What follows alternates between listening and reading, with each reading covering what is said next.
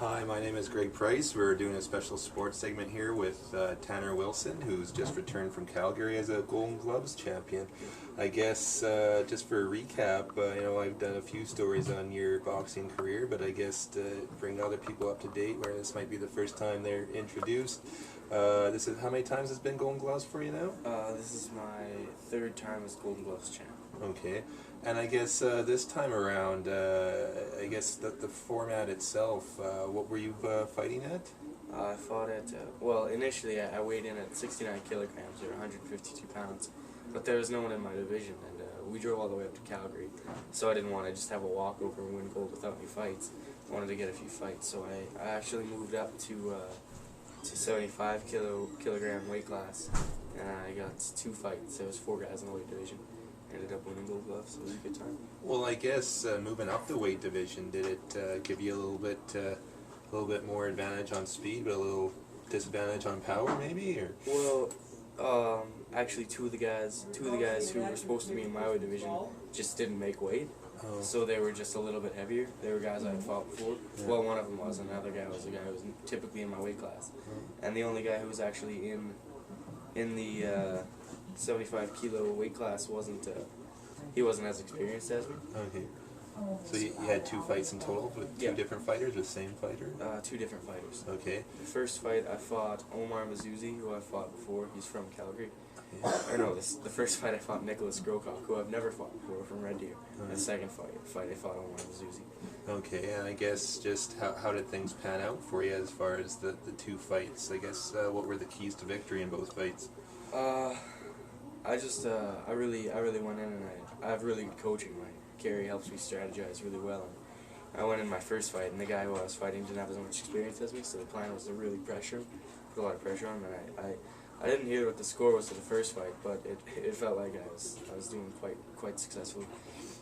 I went in between rounds, and Gary just kept telling me to do what I'm doing and take defense after I'm done throwing my punches. And I ended up winning that fight by unanimous decision. And then for my second fight, it was a guy I fought a few times, and he's a southpaw, so he's left-handed. He's really awkward to fight. He's kind of a counter-puncher, but he'll be aggressive. It's just weird. And I went in, and a lot of the guys at Nationals have really tight D. Like, their hands almost never leave their face except for when they're counter-punching. And it took me until about the 3rd round for me and my coach to figure out that that's what needed to be done. And I ended up getting it done, and I won the fight 15-14. Oh, really, really, really tight. Oh, yeah. Well, and I guess how much did it help having a book on Omar? It makes such a difference to have experience on guys. Like even how the pros watch film and stuff. It's just so you learn so much about them. Like my first fight I ever fought against Omar was actually I ended up losing because I just didn't know how to handle his style. And ever since then I've always struggled with him somewhat. But it's getting easier to roll through now. Well, I guess, up to date now, I mean, just for watchers out there, how long have you been boxing for now? Since I was 9 years old. 9 years old. 8 years. 8 years. And I guess how do you think you've evolved as a boxer from those days as a 9-year-old up to now?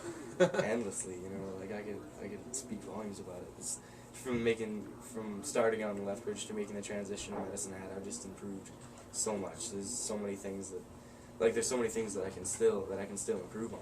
Boxing is just, you can never stop getting better at it. And when you start becoming content, that's when improvement stops. So you gotta always want more. You gotta always feel like you're not the best. Gotta work at it. So I guess now, what's in the future for you now? I guess now it's basically the boxing off season now, yeah. Isn't it?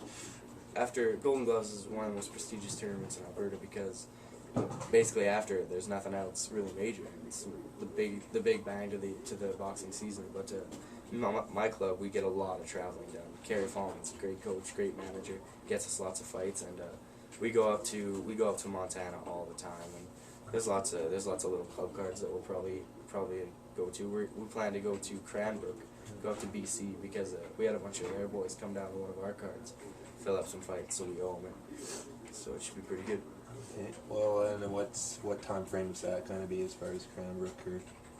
I'm not entirely sure. It should be about probably within this next month we'll be heading up there. Okay, perfect. Well, I was going to just say, basically, as I've said just previously to other athletes, I guess, if there's any kids out there that want to sort of take up boxing for a pastime or anything like that, is there any words of encouragement you can give kids just starting out? If you want to be something, don't let anything stop you. Just train hard and do everything you can to be what you want to be. Perfect. Well, this is Greg Price reporting from the Tabor Times, again with special guest Tanner Wilson. See you guys later.